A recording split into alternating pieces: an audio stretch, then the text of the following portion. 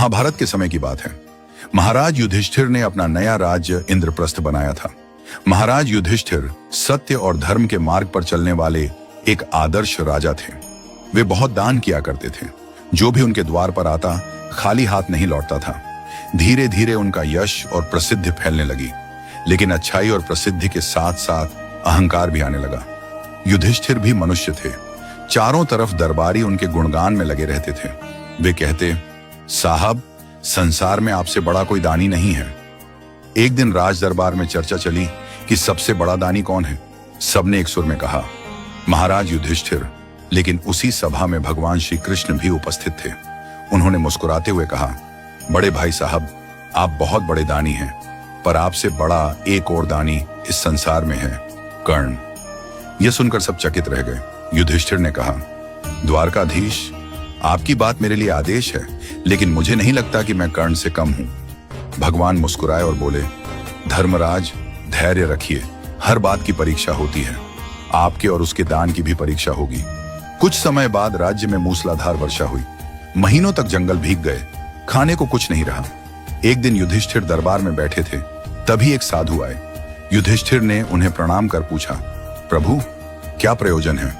साधु बोले, मैं एक यज्ञ करना चाहता हूं जिसमें चंदन की सूखी लकड़ियों की आवश्यकता है। कृपया मुझे कुछ चंदन की लकड़ियां दिलवा दीजिए। युधिष्ठिर ने तुरंत सेवकों को आदेश दिया, लेकिन कुछ देर बाद सेवक खाली हाथ लौटे। राज्य में लगातार वर्षा के कारण कहीं भी सूखी लकड़ी नहीं मिली। युधिष्ठिर ने कहा, जो हमारे महल में चंदन की लकड़ियां हों वे लाकर दे दो। पर पता चला कि वे भी समाप्त हो चुकी हैं। युधिष्ठिर ने साधु से क्षमा मांगी। तभी भगवान कृष्ण बोले, महाराज, इनसे बड़ा दानी थोड़ी दूर रहता है, कर्ण, उनसे मिल लीजिए। साधु वहां से निकल पड़े।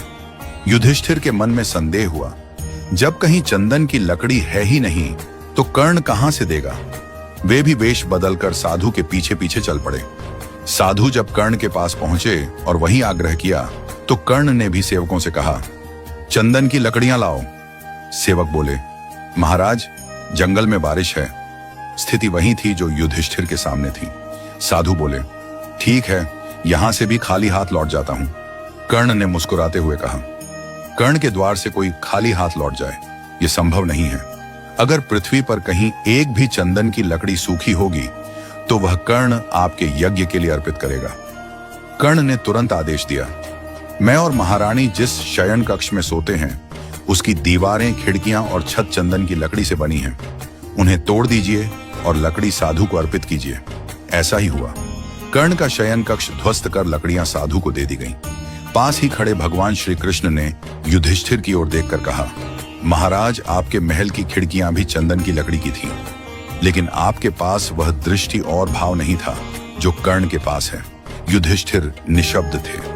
उन्होंने हाथ जोड़कर भगवान से क्षमा मांगी और तभी स्वयं समय ने कर्ण को संसार का सबसे बड़ा दानी घोषित कर दिया। इस कथा का सार यह है कि सबसे बड़ा दान वह नहीं जो आप सहजता से दे सकें। लोग अक्सर घर में अनुपयोगी वस्तुएं दान कर देते हैं, लेकिन दान वही कहलाता है जो आपकी भी आवश्यकता की वस्तु हो और आप उसे किसी और की प्राथमिकता समझकर त्याग दें। यदि आप अपने शयन कक्ष की छत और खिड़कियां तोड़कर किसी के यज्ञ को संपन्न करा दें, तभी आप दानवीर कर्ण कहलाने के योग्य हैं।